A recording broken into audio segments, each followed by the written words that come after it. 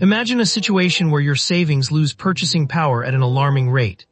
This scenario played out in Greece during the European debt crisis, which peaked around 2010 to 2015 due to high inflation and economic instability. In 2010, Greece faced a severe debt crisis with government debts totaling around 350 billion euros.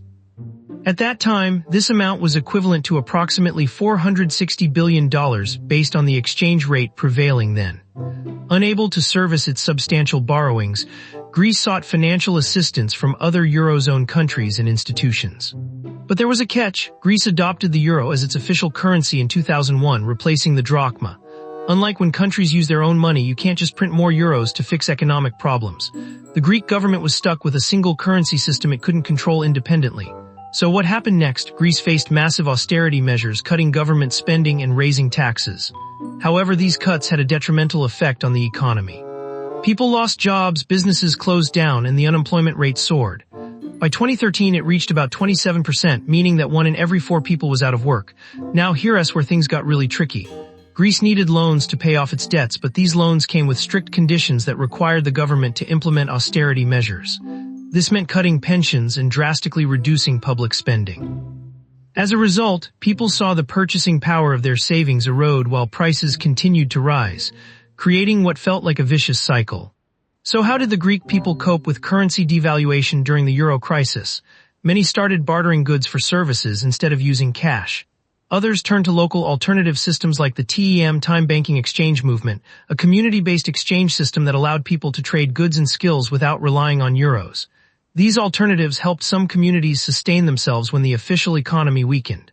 But let's talk numbers.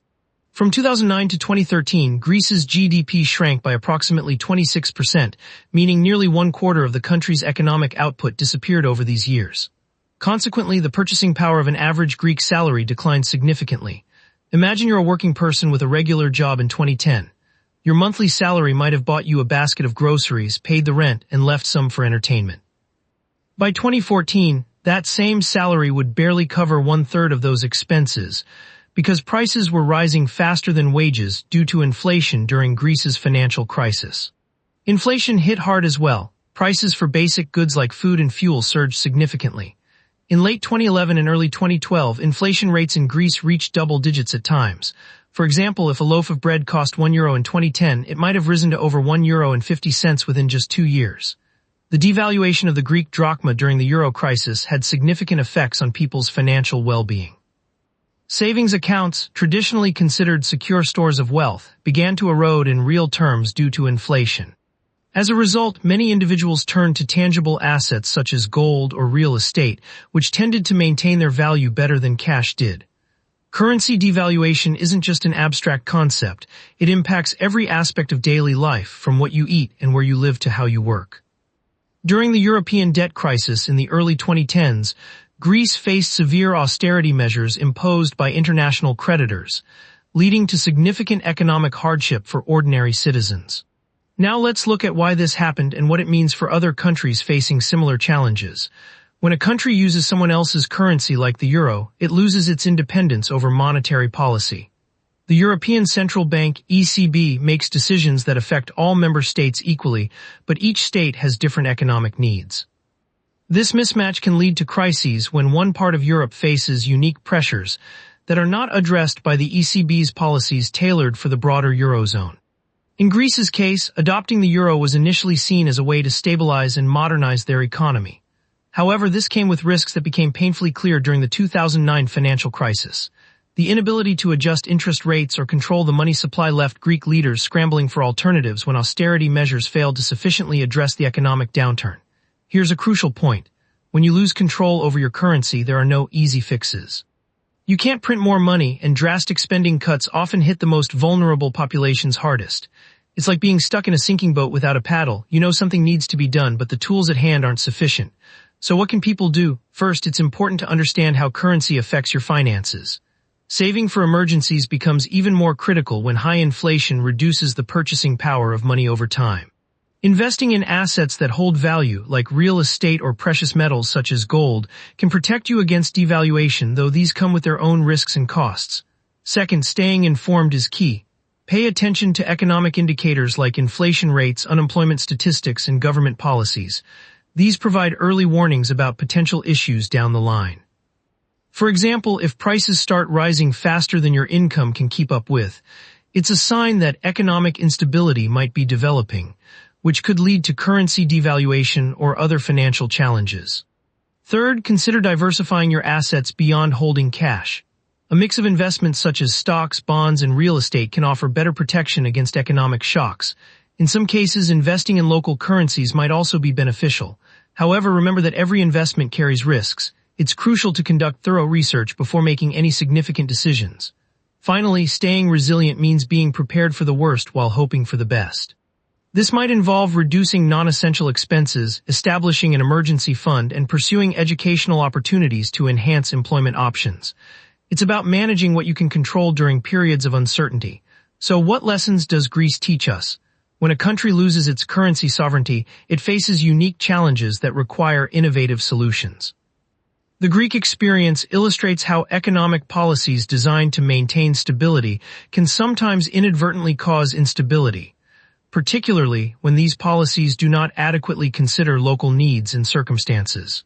Currency devaluation isn't just about money. It affects people's livelihoods, security, and hopes for the future.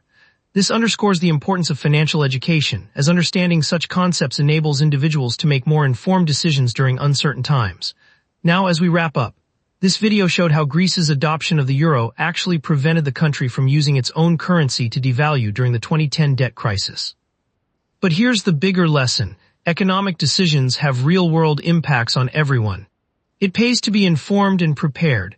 This is educational and historical, not financial advice. When Greece adopted the euro in 2001, it seemed like a dream come true for many Greeks. The adoption of the new currency promised stability and prestige, marking Greece as part of Europe's economic core. However, behind this facade was a growing mismatch between Greece's economy and the stringent monetary policies of the European Central Bank, which constrained Greece's ability to manage its own monetary affairs effectively. Greece faced massive budget deficits and high levels of public debt starting from around 2009. The country had been spending more than it earned, often relying on borrowing to cover its expenses.